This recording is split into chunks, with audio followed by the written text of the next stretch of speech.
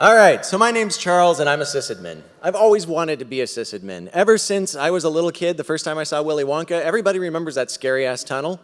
The thing I remember is when those guys wanted to cheat at the golden ticket and they had the big computer room. Like, that's the thing that latched in my brain. I looked at that and I thought, that's gonna be me. And it stuck, right? Growing up, I got really into computers. I disassembled my first Apple II whenever I was 7 years old. I put it back together a day later. And I got really into games, but I didn't get into playing the games. I got into making the games work. If you ever got Ultima 7 running on a 386DX, like, that was my jam. And I did that, right? All the way through. We built the freaking internet. And I found myself at the age of 35 with a 20-year career under my belt. And I was bored. And I was stuck. And then an amazing thing happened. I read the DevOps manifesto and CAMS got into my head. And man, CAMS hit. And then I discovered Chef and I got really into it and I started advocating. And I started caring about IT automation and IT again in general and all the ways that my job had been hurting me. I saw ways to fix those with DevOps. And the Chef people heard that.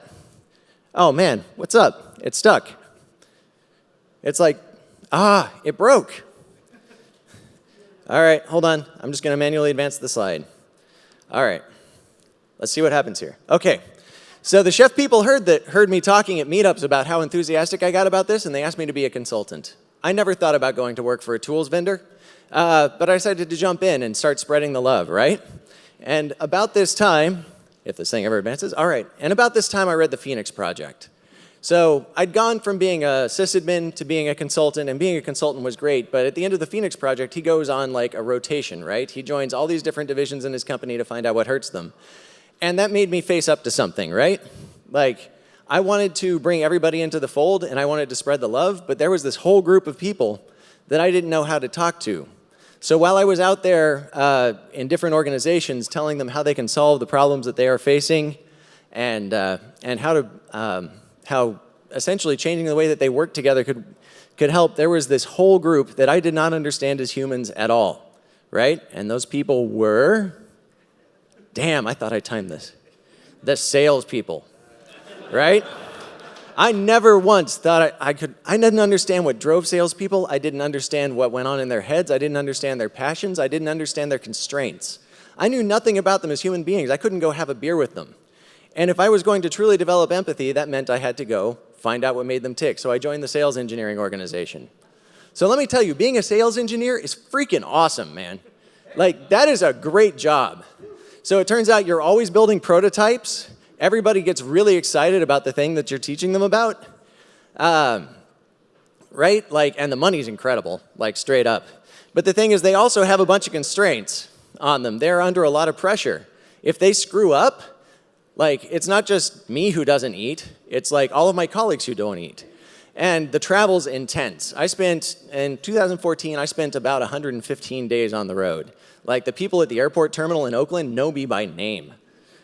And I saw more of those people than I did, but I was still out there spreading the love. And the thing is, right, there's this huge gap in sales between what people want to buy and what you actually have to sell them. And that's the actual trick there. That's the thing that they struggle with. And what makes a good salesperson is finding out how to bridge that gap and make it work. But who creates that gap? That gap that hurts consulting, who has to pick up the thing you sold that's not actually the thing that the people thought they bought, and so on. And who makes that? Engineers, right? Oh, the posterized blew that out. That's supposed to be a shadow of the Colossus, right? And the whole point is that none of those people know what engineers are. So whenever and again, they don't know how to relate to them as people. So again, when the opportunity arose, I joined Chef's product organization. And all of my sales engineer people were like, yeah, man, you get in there and you tell them what to do, because that's what product's supposed to do, right? You tell the engineers what to make. But it turns out that going in guns blazing is a terrible way to develop empathy. And all of my sales engineering people soon felt a little bit betrayed by me, I think, as I sat there and quietly listened to the things that are helping, or the problems that that engineers face, just straight engineers, right? Because it turns out that they are trying to build elegant and beautiful solutions to problems with not enough resources or time to ever do it. And so sitting there in product is like being at the center of that Venn diagram between what sales needs, what our customers need, especially for a product aimed at sysadmins, and what engineering actually wants to build and helping them find it. So the thing that really went home to me, right, was that we actually have to find the empathy not just inside of our IT organizations, but across our entire organizations. It's not enough to just say we're breaking down dev security, network, et cetera. Like, you have to bring in everybody in the whole process in order for this whole thing to really work out. All right, that's it. Charles Johnson, thank you.